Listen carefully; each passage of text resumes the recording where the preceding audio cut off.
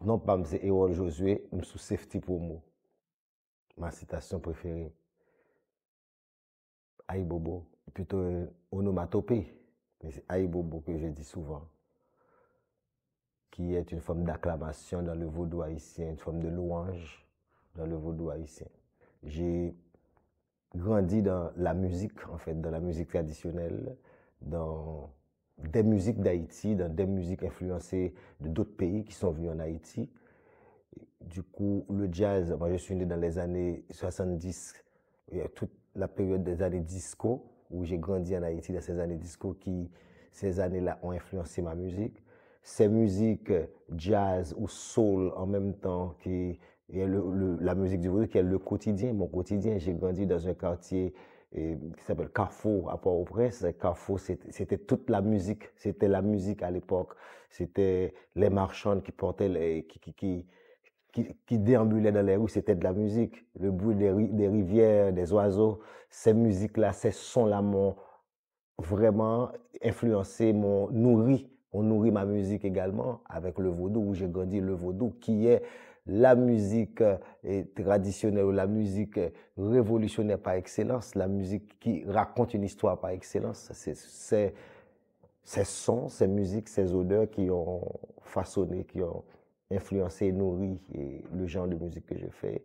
Et avec toute ma présence dans la diaspora, à l'étranger, en France ou aux États-Unis d'Amérique, et devenir artiste, on est artiste premièrement, mais devenir professionnel, j'ai eu des influences effectivement de d'autres artistes étrangers, haïtiens, et je redis de tous ces vécus en Haïti, à Port-au-Prince spécialement. C'est une belle piste pour me raconter l'histoire d'Haïti à travers le vaudou, qui est un mode de vie, qui est mon style de vie. J'ai grandi sous ce péristyle, j'ai grandi dans un quartier où il y a toujours eu du vaudou, dans une famille vaudou, et j'ai découvert très tôt à travers les morceaux, les musiques, les textes dans les musiques vaudou racontent l'histoire de mon pays. L'histoire qui n'est pas racontée par les anthropologues, ethnologues ou historiens. Cette histoire qu'on ne retrouve pas dans les grands livres, dans les dictionnaires, comme il n'y a pas Vertier parmi les grandes guerres. Mais j'ai découvert très vite, j'ai fait un travail, je dirais, d'ethnographie ou d'anthropologie très tôt à travers ces morceaux qui racontaient l'histoire de ces gens qui n'ont jamais eu la chance ou le privilège d'être dans les livres. Le vaudou, moi en tant que quelque part révolutionnaire dans l'âme, j'ai utilisé ces chansons, j'ai utilisé ces codes pour raconter mon histoire. L'histoire d'Haïti, l'histoire de ma communauté, l'histoire de tout un chacun et l'histoire de l'humanité, puisque le vaudou, c'est aussi l'humanité. Le vaudou, c'est cette mode de vie, cette religion, cette perception qui a permis la première flambée insurrectionnelle possible en Haïti et qu'on devienne la première république noire libre dans les Amériques. Du coup, c'est toutes les chansons vaudou, tous ces textes racontent une histoire qui est plus vieille que la Genèse et plus jeune que la nuit dernière. Bon, premièrement, faire un album en tant qu'artiste, c'est vouloir raconter une histoire qui peut être une histoire, qui peut être une forme de dénonciation ou de joie. Moi, Pèlerinage porte bien son nom, c'est le parcours d'un combattant, c'est le résultat de beaucoup d'années de travail. Je voulais raconter mon histoire, l'histoire d'Haïti, l'histoire de la musique à travers ce pèlerinage où j'ai marché pour découvrir Haïti. C'était après des années-lumière en Europe et aux États-Unis d'Amérique. J'avais décidé de retourner à l'Alma Mater, de revenir en Haïti. Et revenir ou repartir, si vous voulez, en Haïti, c'est tout un pèlerinage de refaire les routes, de refaire les traces, de redécouvrir avec d'autres œils plus avisés les chansons, revisiter les chansons vaudou, revoir les sites touristiques, revoir les sites archéologiques, redécouvrir d'autres espaces, d'autres endroits de musique.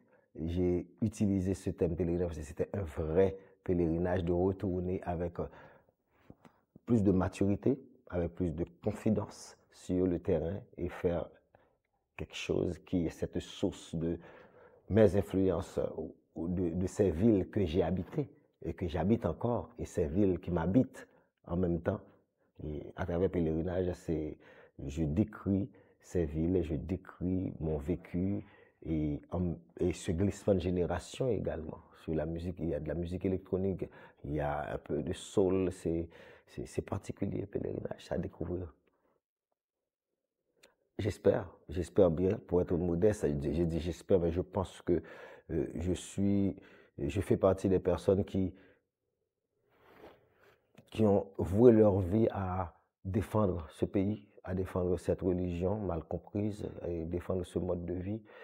De la même façon que Haïti est pris dans ce complot, je dirais même de l'international, ce complot qui ont toujours, qui se battent pour faire une contre-révolution.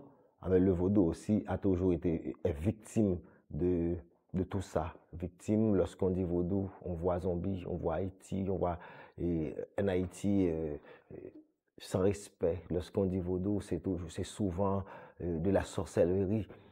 C'est une superstition, quelques blacks, quelques noirs entre eux qui font de la superstition. Mais tandis que le vaudou, c'est un mode de vie, c'est toute une philosophie. Le vaudou est sagesse, le vaudou est liberté. Le vaudou, c'est toute cette médecine traditionnelle, c'est cette connaissance extraordinaire. Le vaudou est très ancien et très contemporain en même temps.